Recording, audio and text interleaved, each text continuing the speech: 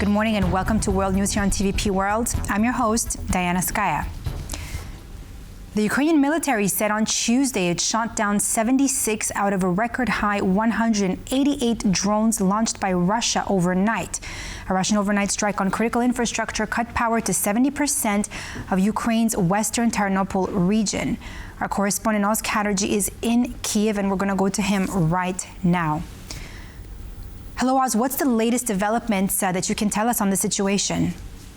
Good morning. Well, yes, there was a very busy night for the Ukrainian air defense as the Russians launched a record number of drones, the largest since the war began, with 188 drones recorded crossing into Ukrainian territory.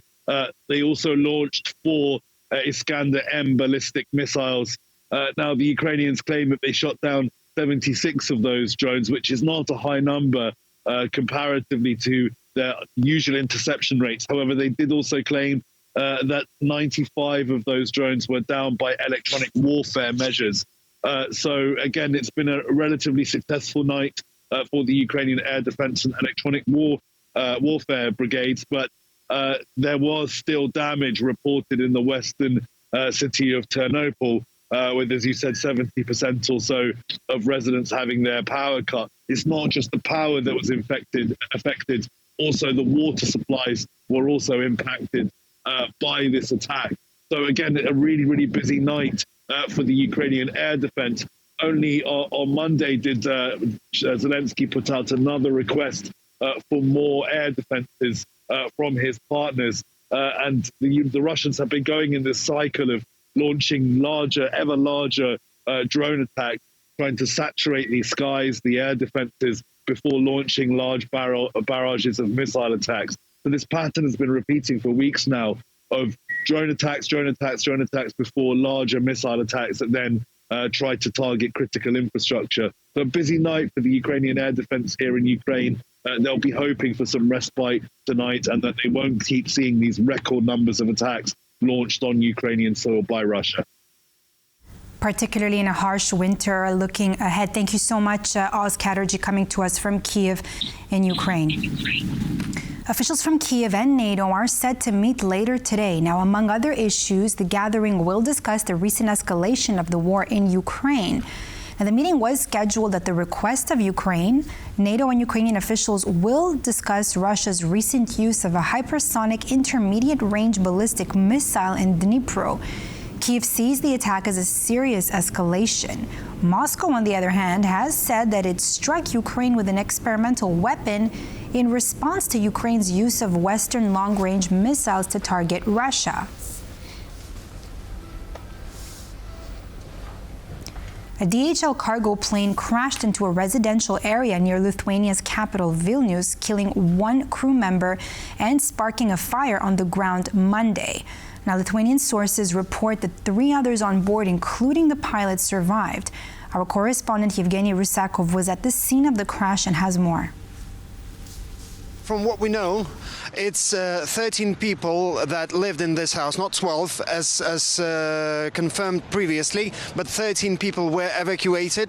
They are all accommodated in the hotel, and it was all done by the Vilnius municipality. Regarding the casualties, so 1 person confirmed dead, 3 people with injuries, 1 is with severe injuries, multiple injuries. That's a Spanish citizen of Spain, and well, the one that the pilot that feels like the best, in his best shape, is Lithuanian, 34-year-old Lithuanian, who managed to escape from the plane on his own, and he managed to give some info, which unfortunately is not, well, to a wide public. It's not widespread, so there's nothing much to be said regarding what he said about the tragedy. European defense ministers from Poland, Germany, France, Italy, and the UK have launched a new cooperation format. Now, the group of 5 announced Monday in Berlin consists of Europe's 5 largest defense spenders. The ministers spoke of taking over responsibility for Europe's defenses and about stepping up support for Kiev. Our correspondent Marek Steele was in Berlin and has this next report. The defense ministers of Europe's 5 largest defense spenders, which are in NATO, announced a new format today. The Group of 5, which consists of the UK, Germany, Poland, France and Italy, spends more than 2/3 of what European and NATO allies, NATO members, spend on defense. And they have said that Europe needs to take responsibility for its own defenses, and these countries are ready to do so. Another main message of the meeting in Berlin is that Europe is ready to support Kyiv and to take on the US's role as Kyiv's main supplier of weapons following the election that took place in November in the United States. Europe is ready to provide Kyiv with more support. Leaders gathered in Berlin spoke about how this support could be doubled, but they also spoke about common defense projects, about developing long-range missiles, developing new weapons as a common European force that can stop the threats coming from Russia. I'm very happy that we are getting together here today in this Group of 5, E5 meeting. So it's 5 representatives from Europe that are decisive in developing ideas in order to increasing Europe's willingness to conduct defense. We are the ones that have the largest defense spending in Europe, and we had a very open and frank discussion, one that was necessary. I think the fact that we've come together as the E5 very clearly signals that we will stand unified and ready to protect our continent from aggressors. We will stand firm in the face of Putin's threats, and that together we will be ready to deter any expansion of Russian aggression. The defense ministers also commented on the Monday plane crash which took place in Vilnius. As we know, a cargo plane crashed there, killing 1 person and leaving 3 people injured. There are fears that this could be another hybrid attack carried out by the Russian Federation against a NATO member state. A full investigation into the crash must take place, and it will take time. We are in constant contact with our partners in Lithuania, within NATO and the EU. This will definitely be the subject of an extensive investigation. Any connection between this crash and any possible influence of a foreign country is the most pressing matter to investigate here. We will support our Lithuanian friends in these efforts.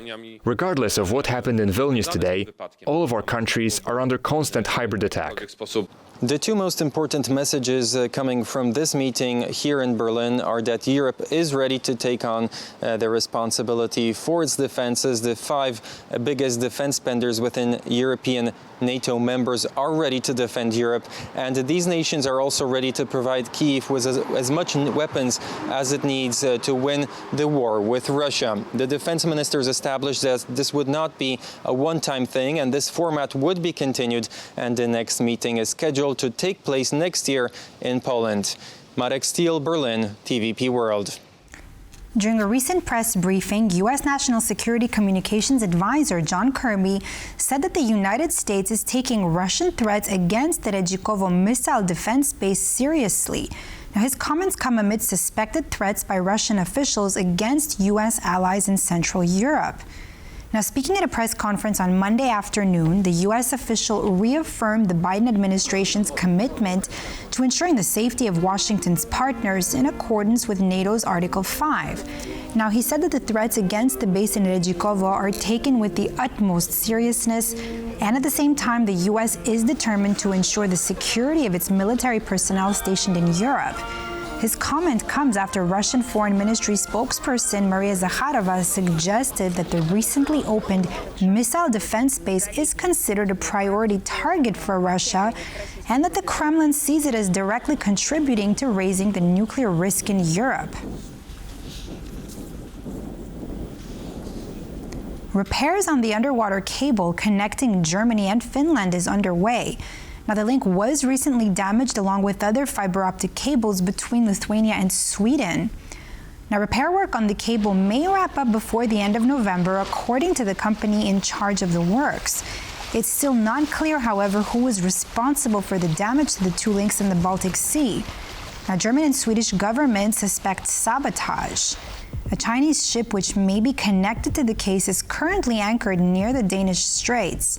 Danish media report that the authorities are negotiating with Beijing on the possibility of boarding the ship and questioning the crew.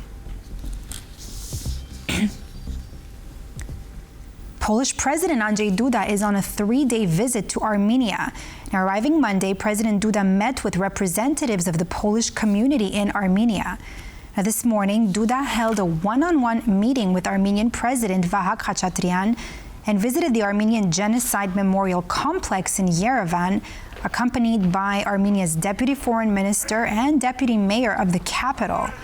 Now, following the memorial visit, the Polish president is scheduled to meet with Armenian Prime Minister Nicol Pashinyan and Speaker of the National Assembly Alen Simonian. Now, Duda's visit aims to strengthen bilateral relations between both countries and discuss pressing regional issues, including the war in Ukraine and the peace process between Armenia and Azerbaijan. Now, this is the first visit by a president of Poland to Armenia in the last 13 years. Over 1,000 young people crowded Bucharest University Square, outraged over the results of the first round of the presidential elections. Crowds also assembled outside the National Theatre in the Romanian capital, chanting slogans against the shock winner of the first round of elections, Călin Georgescu. Now, according to the students themselves, they will not stop protesting until the runoff vote. Now, protesters believe they were robbed of their voice as the first round results were highly influenced by social media, specifically TikTok. The demonstration remains peaceful and is monitored by local law enforcement. The first round of Romanian presidential elections was won by pro-Russian nationalist Călin Georgescu.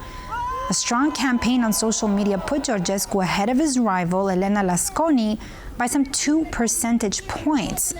Now, they are going to face each other off in a runoff on December 8. Germany's Social Democrats have nominated the current Chancellor Olaf Scholz as the party's lead candidate in February's federal election. Now, Scholz's nomination comes after 2 weeks of tense discussion within the SPD party over whether to back him for a second term or to rally behind Defense Minister Boris Pistorius. Now, Pistorius, currently Germany's most popular politician according to the polls, announced last week that he wouldn't be running for chancellor and offered his support to Scholz. This paved the way for Scholz to be nominated as the SPD's lead candidate, but his approval ratings remain low.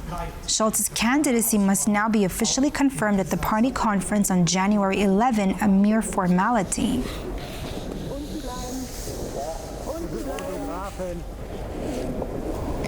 The Polish documentary Pianoforte, directed by Jakub Piątek, received the prestigious International Emmy Award at the 52nd International Emmy Awards Gala in New York City on Monday.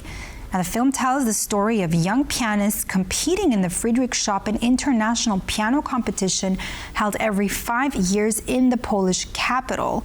As the director himself mentioned in an interview for TVP World, apart from exploring themes of music and performance, he intended to create a universal story about the transition into adulthood. What I really believe is that we've made a coming of age film. Kind of, it's this point of life of our protagonists. They are between 17 and 26 years old. They are becoming adults. It's a huge test for them. So I think we try to tell the more universal story about young people. And I'm not a musician myself, so I cannot imagine what they are going through. I can just witness that. And that's all for this edition of TVP World News. I'm Diana Skaya. Don't go away. More interviews up next.